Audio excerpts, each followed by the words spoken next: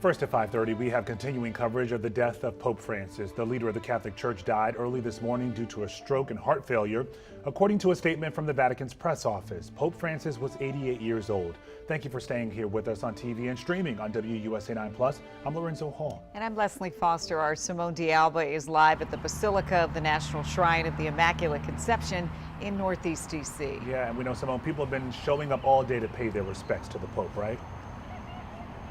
Guys, it has been a steady stream of people. We got here just a little bit before 11 o'clock this morning, and we've been seeing people coming to pay their respects. Everyone has a story that they want to share, how the Pope has impacted them, their life, their faith journey. Now, after the death of a Pope, a centuries-old tradition starts to unfold. It's really remarkable, and this is all to help select the Church's new leader, and it's called the Conclave. Let me walk you through some of the details here because it's really fascinating. A conclave is a meeting of 137 cardinals to determine who becomes the next pope, and this can be a really lengthy process. Also, it can be quite dramatic, with the entire world watching this unfold. After each vote, if no single person received the vote quota, the ballots are burned in a stove, and black smoke signals that the process actually continues. Now, I spoke with Kurt Martins. He's a professor of canon law at Catholic University about this entire process. Take a listen at what he had to say. It's an election behind closed doors. Conclave, in a way, means cum clave, with a key. We literally lock up the cardinals, put them behind closed doors, and the only thing they can do is focus on the election of the new Roman Pontiff. It takes place normally, unless there are extraordinary circumstances, in the setting of the Sistine Chapel. Now, when a cardinal receives the proper amount of votes, essentially he will be asked if he accepts and whether or not he'll take the nomination. He will then choose a papal name. The infamous white smoke is a telltale sign, a signal telling the world that a new pope has been named. Now, as for who could be next in line, Professor Martin says, look, this is a really complicated answer, and listen to his insight here.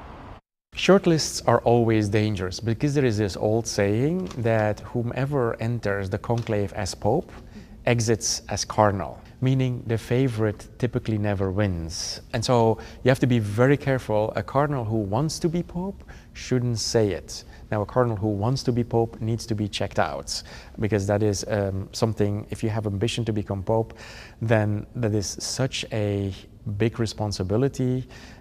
You have to be out of your mind to be wanting that. Interesting, right? To hear that perspective of, you know, maybe you think someone wants to be the Pope, that's not necessarily the case, but we shall see. Now, in the last stop of his visit to Washington, D.C., that was back in 2015, Pope Francis spent time at St. Patrick Catholic Church and Catholic Charities of the Archdiocese of Washington. And as John Duran reports, he sent a powerful message on behalf of the poor and on behalf of the vulnerable. Calling it once in a lifetime wouldn't do it justice. When the Pope says, I'm going to come to your place, to your home, be part of your ministry, it is monstrous. An undertaking Monsignor John Ensler and Catholic Charities took on a decade ago. The Pope's visit for me was probably the highlight of my priesthood. God bless America. The Holy Father first visited the Capitol, surrounding himself with some of the world's most powerful. It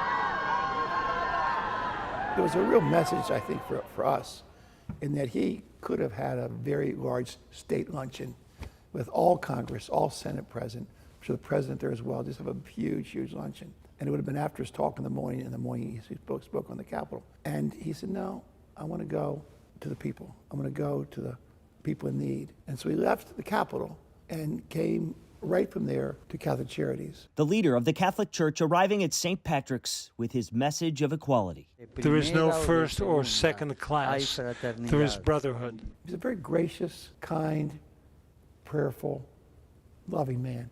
I mean, just all the things you would want in a pope. He has them all, and a deep concern for taking care of those less fortunate. That day, helping feed the hungry and meet the common man. Can we make sure that those who are less fortunate are never forgotten?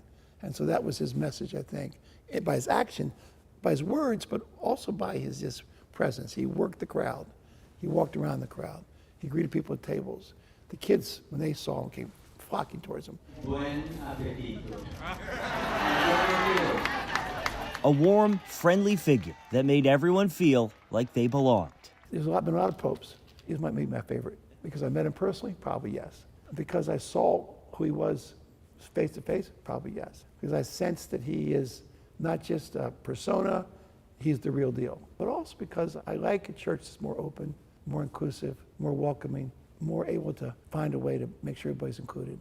To me, that's big. And he's done that better than most. Remembered for his approach to ministry and dedication to service. John Duran, WUSA 9. All right, John, thank you so much. St. Patrick's Catholic Church, by the way, where Pope Francis visited that day, is the oldest Catholic parish in D.C. It was established back in 1794. And Pope Francis was the first pontiff to visit there. I did want to mention, too, regarding the conclave, Professor Martins, whom I spoke with, I shared some of his insight. He says that usually in a conclave, you see them elect someone who is entirely different from the previous pope. So to summarize it, he told me after a short pope, you would essentially see a tall pope. After a progressive pope, perhaps a more traditional one. But time will only tell. Guys, we'll send it back to you in the studio. You know, in times like this, I miss our late colleague, Bruce Johnson. I miss him every day, but particularly around this time, Simone. He was, of course, a devout Catholic, and he covered the conclave, and he covered when Pope Francis became Pope Francis, and he had this legendary moment, and it was like, white smoke, we have a pope. Yes. And it was kind of the thing that we just kept talking about and playing over and over and over again. Because it's not always a quick process. It's not always a quick process. That's the famous, no, not at all. iconic So, moment. as you said, we'll be watching to see who and whom will follow Pope Francis. Professor Martins is We great. certainly by the will, way. guys. He is great. Thank you, Simone.